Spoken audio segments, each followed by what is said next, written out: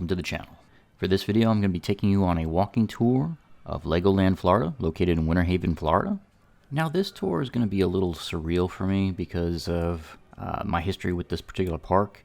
Many of the other Legolands were built from the ground up to be Legoland, but this park was actually acquired by Merlin Entertainment, and they actually put like a Legoland retheme on top of an existing amusement park, and it happened to be an amusement park that I grew up with.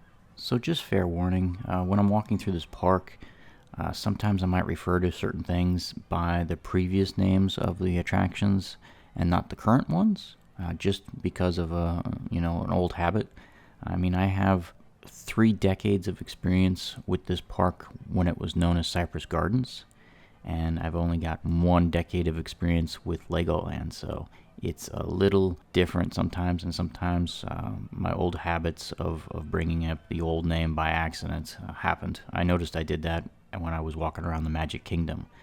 I accidentally called the Astro Orbiter StarJets, because that was its name originally, so if I revert back to the original name, it's just by accident. So right now, coming up on my right hand side is the Legoland Story. This is a little exhibit that covers like the history of this particular park and talks about the different Legoland parks around the world. And there's a little history on the predecessor park here. They even have a roller coaster car from when this park was Cypress Gardens. They actually have the roller coaster car from the Triple Hurricane on display. That ride now is called CoasterSaurus here in Legoland, Florida, and it's a cool little walkthrough. There's a lot of cool information for history buffs like me, and it's a great place to get some air conditioning on the hot days. This double-decker carousel that's in front of me right now, this actually did originally open with Cypress Gardens Adventure Park back in 2004, I think it was. It basically, just got mildly rethemed when it became Legoland, but for the most part, a lot of this section of the park retains a lot of the look of the original Cypress Gardens. Besides the botanical gardens, this area of Cypress Gardens largely stayed intact. I mean, they did change what's inside of each of the buildings, which exhibits and attractions are housed inside, but the exteriors are largely carryover from when it was Cypress Gardens Adventure Park. So that large building off to my right-hand side, that's called the Legoland FunTown Theater. They show various productions there, 4D movies mostly, and it's a combination of a movie theater with kind of like live productions. It's an interesting thing. I mean, that movie theater has constantly changed here at the park over the last 30 years. I mean, I remember when I was a kid, they used to do like musical concerts in there, and then when this park was Cypress Gardens Adventure Park, they had an ice skating show in that theater, and that was probably my favorite version of that attraction. So as I walk around this like curving sidewalk, I'm actually entering the area known as Miniland USA. This is a pretty awesome section of the park. It's probably one of my favorite sections of Legoland.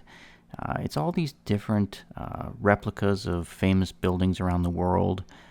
They actually used over 32 million Lego bricks to construct all these different buildings, and they've got like famous buildings from Florida, and they got the Las Vegas Strip.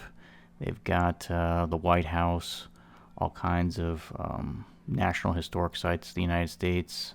It's pretty incredible. They even have some replicas of Walt Disney World attractions and stuff. So, which is kind of a nice tip of the hat to fellow Central Florida tourist attractions.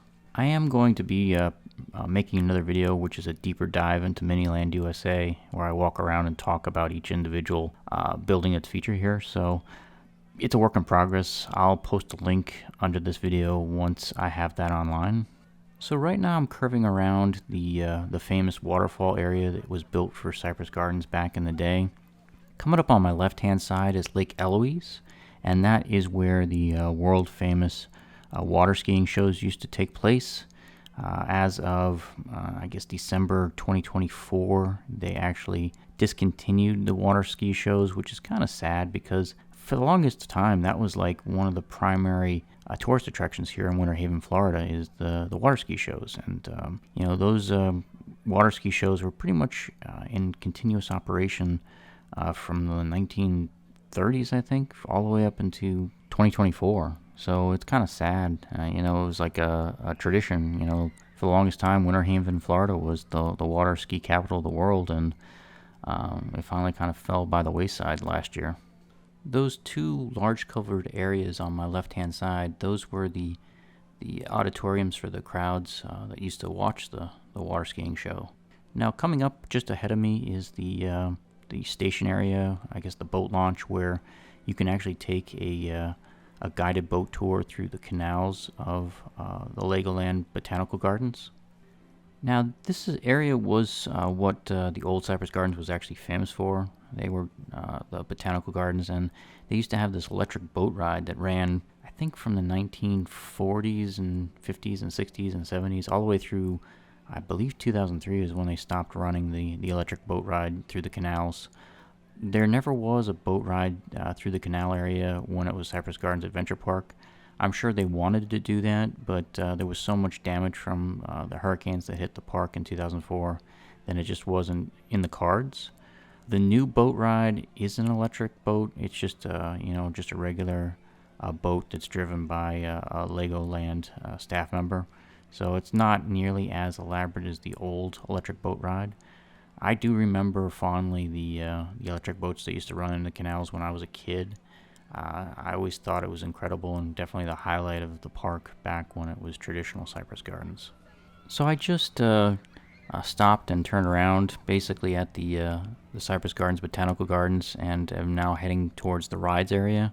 Coming up on my right-hand side is the Technic roller coaster. This is one of my favorite rides in the park. Obviously, I come here mostly for the roller coasters. I'm very fond of the Triple Hurricane, which is now called CoasterSaurus. Pretty much the only wooden roller coaster that's still here in Florida. There were other roller coasters back in the day. I miss the Starliner, which was basically the flagship roller coaster that was here at Cypress Gardens Adventure Park. Unfortunately, that ride was only open for just about a year, and then Cypress Gardens went bankrupt around 2008. When they converted this park over to Legoland in 2011, Merlin Entertainment determined that the Starliner was just too intense for their primary audience. This park is basically built for 12-year-olds and younger. It was a huge loss. And that was a rough decade for Florida wooden coasters because Gwazi was shut down right around that time, and they were knocking down the Dania Beach hurricane all in that decade. So Florida used to have like 4 or 5 wooden roller coasters. They had the Starliner originally was located in Panama City Beach, and that got knocked down. There was the hurricane out in Davenport, at Boardwalk and Baseball and Circus World. That got relocated, thankfully. At least that one survived. The only other wooden roller coaster that's sort of around still is Iron Gwazi out in Busch Gardens in Tampa, but they changed the architecture of that roller coaster so the rails aren't wooden anymore, they're vinyl. And I don't really consider that a wooden coaster anymore, even though the structure is technically wood.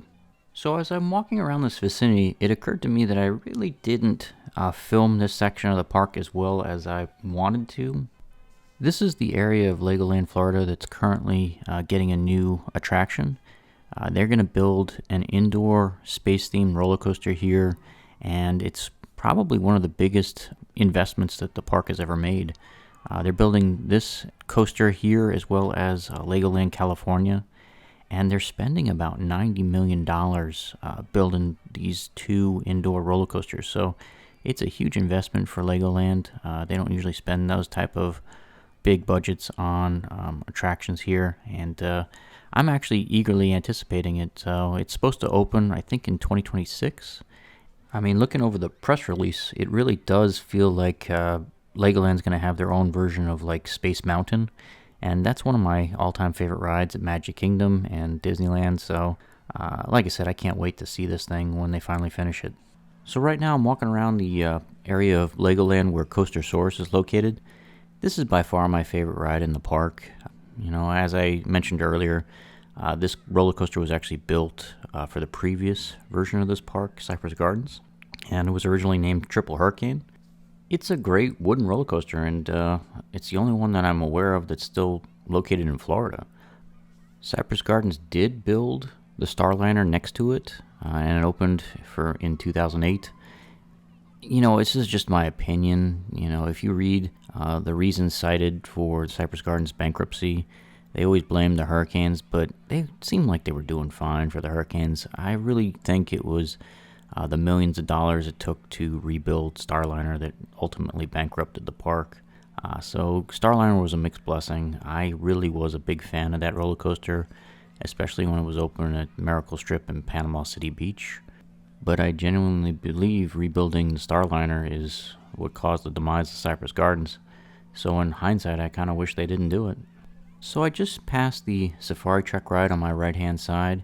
That's one of those traditional, guided Jeep tours where you're kind of driving around in just like a kiddie Jeep on, it's on a rail like the Tomorrowland Speedway, so it doesn't, the cars don't go anywhere, but the track basically curves around a bunch of animals like giraffes and elephants and those type of things made out of little Lego bricks, and it's a cool little ride. Obviously, I think the predecessor ride that used to be here was better. I mean, when this park was Cypress Gardens, they used to have this really fun spinning rapids ride there, and I believe that ended up over in Great Britain when they sold off some of the more extreme rides. So coming up on my left-hand side is the Lost Kingdom Adventure. This is probably my favorite new addition from when this park transitioned from being Cypress Gardens Adventure Park to Legoland.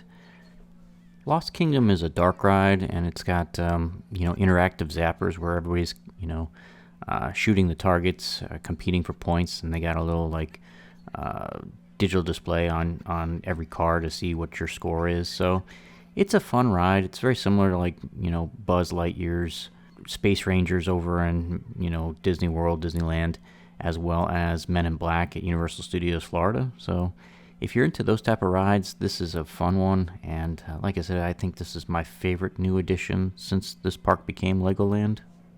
Lost Kingdom is also so much better than the other dark ride they have here, which is called Ninjago. That Ninjago ride is one of the worst rides I've ever experienced in my entire life. Ninjago is very similar to the Spider-Man Web Slingers ride that's out in Disney in California, and it's also the absolute worst ride probably ever put into a Disney park too. I get the whole purpose of the ride. They were trying to do a similar interactive dark ride, but they took the zapper guns out of it, and you're supposed to motion towards the screen, and the system just doesn't register people's movements properly. So it's just futility. The whole ride is futility because there's no rhyme or reason for the scoring because it doesn't work. It's just the absolute worst ride ever built, and hopefully all these awful dark rides will get scrapped soon enough. So this big gray building on my left-hand side that looks like a castle, that's the home of the Dragon, which is another roller coaster here at Legoland, Florida. And this one is probably the most fascinating example of a ride here at Legoland. It was originally built as a Vekoma roller skater roller coaster back in 2004, and it was named the Okechobee Rampage back then. When Merlin purchased the park and turned it into Legoland, they added an additional 150 feet of track. This building actually houses a dark ride that transitions into the old roller coaster, so they're really clever. I got to give them credit that they turned this standard roller coaster into like a hybrid roller coaster and dark ride. It's just really cool, and definitely shows the ingenuity of Merlin. One of the things that I'll also mention too about Legoland Florida, this park has one of my favorite flat rides out there. There's just something cool about the AquaZone Wave Racer ride. I kind of wish I mentioned it earlier. It's across from the Technic's coaster, and I've never really experienced a flat ride quite like it. It basically, swings you out on a circle, and you can actually steer how far you want to, drift into the water. There's a little handle that basically controls, your drift angle. And I've never really experienced a water ride quite like it. I do have a POV. I guess I'll post a link of that POV to this, at the bottom of this video. But I was just blown away. I didn't think just like a simple circular flat ride would be as much fun as it is. And it blew me away because I've never seen anything like it. It's kind of like a hybrid water ride, although you don't get wet. It's just a cool experience. And, I've never seen another flat ride like it. So every time I've done one of these theme park walkthroughs, I've always talked about the food. This is probably a good time to, I guess, rank the hierarchy of which theme parks have the best food. I don't think the food here at Legoland Florida is top tier. I think they're kind of middle of the pack. Legoland unfortunately has like really good parks like Universal Studios and Epcot as competitors, and I think they do a better job on the food offerings. Although I do think the food here at Legoland is significantly better than what you're going to get at SeaWorld, Busch Gardens, or a Six Flags park. In my experience here at Legoland, the most consistently good restaurants here are usually the Burger Kitchen, if you like hamburgers, and FunTown Pizza. I believe Legoland outsources the food to Aramark. It's two companies like kind of working together, each taking their cut, so the portions are a little smaller than you would want, and the prices are probably more than you'd want to pay. But there's two companies trying to make a profit off of it, so that's why that's a thing. I will give them a little credit though. Their desserts are really good. I definitely would recommend getting some Granny's apple fries or going to the funnel cake factory, because that just seems to be their skill set. Their desserts are a lot better than the actual food entrees. So coming up on my right hand side now is the Big Shop. I am absolutely fascinated and blown away by this particular toy store. The variety of Lego sets that kids can build nowadays is just incredible. They've got, everything from Transformers to, sports cars to tuxedo cats. I mean, it's amazing. Well, as you can see, I'm now returning to the entrance area of Legoland Florida. Before I wrap up this video, I just want to mention that there are actually 2 additional parks located here in Winter Haven. There's a Legoland Water Park located next door, as well as a small theme park dedicated to Peppa Pig. And as you can see on my right hand side is the Legoland Hotel for on-site hotel accommodations. Thanks for joining me on this walking tour of Legoland Florida, and if you enjoyed this video, please like and subscribe.